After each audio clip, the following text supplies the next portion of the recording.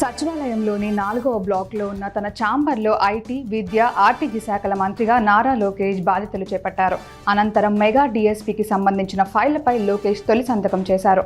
16,347 పోస్టుల భర్తీకి విధానాలను కేబినెట్ ముందు పెట్టే ఫైళ్లపై ఆయన సంతకం పెట్టారు.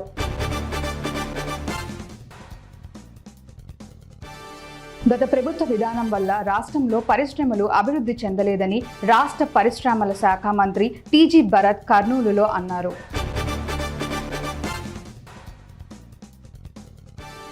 విద్యార్థులు మాదక ద్రవ్యాలకు దూరంగా ఉండాలని టెక్కలి సెబ్ఎస్ఐ గణేష్ అన్నారు.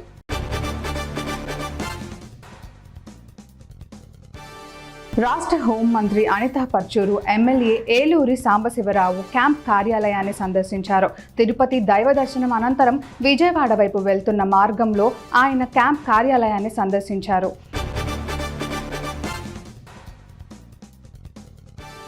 పెద్దపూడి మండలం పుట్టకొండ గ్రామంలో సీతారామాలయం వార్షికోత్సవం వైభవంగా నిర్వహించారు. ఈ సందర్భంగా సీతారాముల కళ్యాణ మహోత్సవం కన్నుల పండుగగా జరిగింది.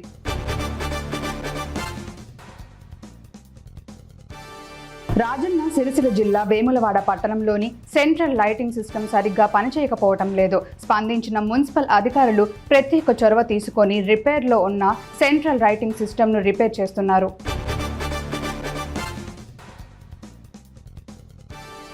జుక్కల్ మండల కేంద్రంలో గూడూరు వెళ్లే దారిలో బస్టాండ్ తదితర ప్రాంతాలలో గుంతలు ఏర్పడి ప్రజలకు ఇబ్బందులు అవుతున్నాయని ఎమ్మెల్యే దృష్టికి తీసుకుపోగా పార్టీ వర్కింగ్ ప్రెసిడెంట్ అప్సత్వారి వినోద్ దగ్గరుండి గుంతలను పూడ్చివేయించారు.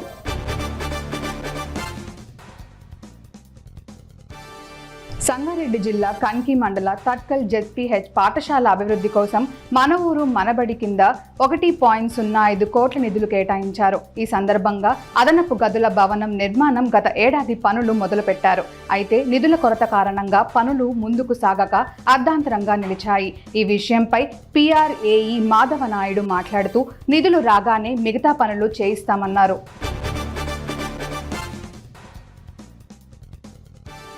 సంగారెడ్డి జిల్లా జిన్నారం మండలంలో వాతావరణంలో మార్పుల కారణంగా ఉష్ణోగ్రతలు మళ్లీ పెరిగాయి. ఉదయం 7 గంటల నుంచి మళ్లీ ఎండలు మండిపోతున్నాయి.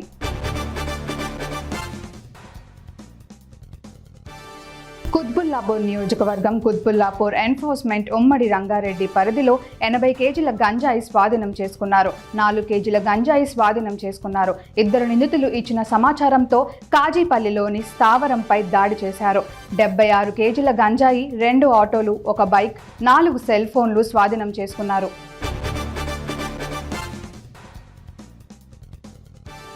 మహబూబాబాద్ పట్టణంలోని రైల్వే స్టేషన్లో జిల్లా ఎస్పీ సుధీర్ రామ్నాథ్ కేకల్తో పట్టణ సీఐ దేవేందర్ తన సిబ్బందితో తనిఖీలు నిర్వహించారు.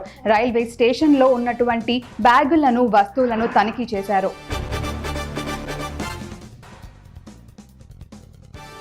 వనపర్తి జిల్లా రంగాపురం గ్రామంలో కాంగ్రెస్ పార్టీ గ్రామ అధ్యక్షుడు కావలి చిన్నోడు సింగిల్ విండో డైరెక్టర్ చంద్రయ్య ఆధ్వర్యంలో 2 లక్షల రూపాయలు రైతు రుణమాఫీ చేస్తామని నిర్ణయం తీసుకున్న సీఎం రేవంత్ రెడ్డికి ఎమ్మెల్యే మేఘారెడ్డికి పాలాభిషేకం చేసి కృతజ్ఞతలు తెలియజేశారు.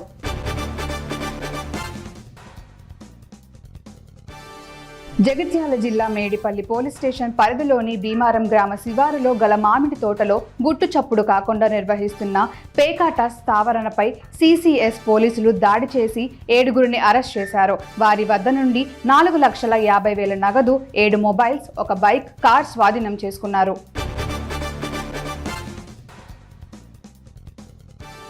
ఎల్బీ నగర్ నియోజకవర్గం యోగాతో సంపూర్ణ ఆరోగ్యం సిద్ధిస్తుందని సహజ యోగా రాష్ట్ర కోఆర్డినేటర్ గౌరీకృష్ణ అన్నారు. ఈ నెల 28న సరూర్ నగర్ ఇండోర్ స్టేడియంలో నిర్వహిస్తున్న సహజ యోగా ధ్యానం పోస్టర్ను ఆవిష్కరించారు.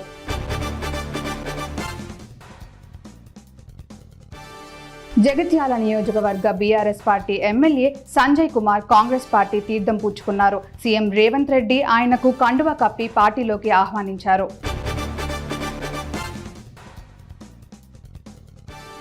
గుంటూరు జిల్లా పొన్నూరు పట్టణంలోని 2వ వార్డులో ఎమ్మెల్యే ధూళిపాల నరేంద్ర కుమార్ పర్యటించారు. ప్రధాన కాలువల్లో పూడిక తీతలు, పిచ్చి మొక్కలు తొలగించి డ్రైనేజీ వ్యవస్థను పటిష్టం చేయాలని అధికారులను ఆదేశించారు.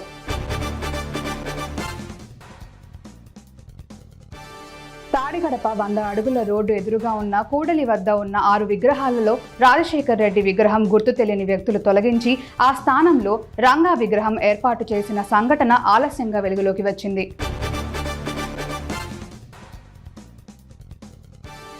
నెల్లూరు నగరంలోని ఇస్కాన్ సిటీలో కని విని ఎరుగని రీతిలో అంగరంగ వైభవంగా 25 కళా సంఘాల సినీ స్టూడియోను ఆ సంస్థ అధ్యక్షుడు అమరావతి కృష్ణారెడ్డి చేతుల మీదుగా ప్రారంభోత్సవం నిర్వహించారు.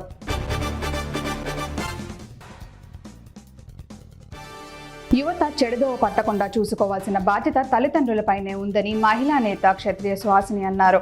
అత్యాచారానికి గురైన సుచరితకు నివాళులర్పిస్తూ ఈపురపాలెంలో మహిళలు, స్థానికులు కొవ్వొత్తుల ర్యాలీ నిర్వహించారు.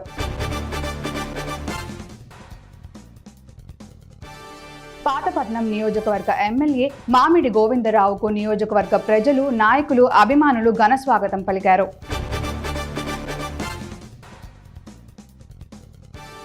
జిన్నారం మండలం కాజీపల్లి గ్రామంలో కాలుష్యంపై గ్రామ యువకుడు అడ్వకేట్ దండే రామకాంత్ ఆధ్వర్యంలో జాయింట్ యాక్షన్ కమిటీని ఏర్పాటు చేశారు.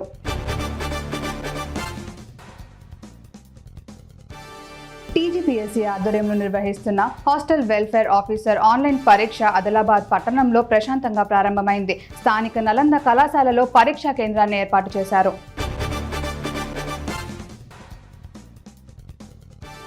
చివ్వెంల మండలం ఎంజీ నగర్ తండాకు చెందిన రత్నావత్ అశోక్ గ్రామానికి వెళ్లే క్రమంలో సూర్యాపేట ఖమ్మం రహదారి దాటుతుండగా కారు ఢీకొట్టింది. ఈ ప్రమాదంలో అశోక్ తీవ్ర గాయాలయ్యాయి. మంత్రి పొంగులేటి ప్రమాదాన్ని గమనించి తన కాన్వాయ్ని ఆపారు. అశోక్ను తన కాన్వాయ్లోనే ఆసుపత్రికి తరలించారు.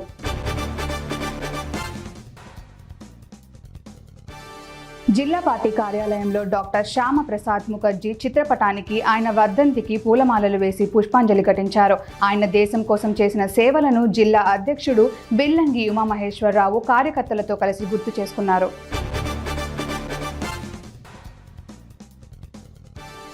కరీంనగర్ బల్దియా పాలకవర్గంపై నగర మాజీ మేయర్ బీఆర్ఎస్ నేత సర్దార్ రవీంద్ర సింగ్ మండిపడ్డారు.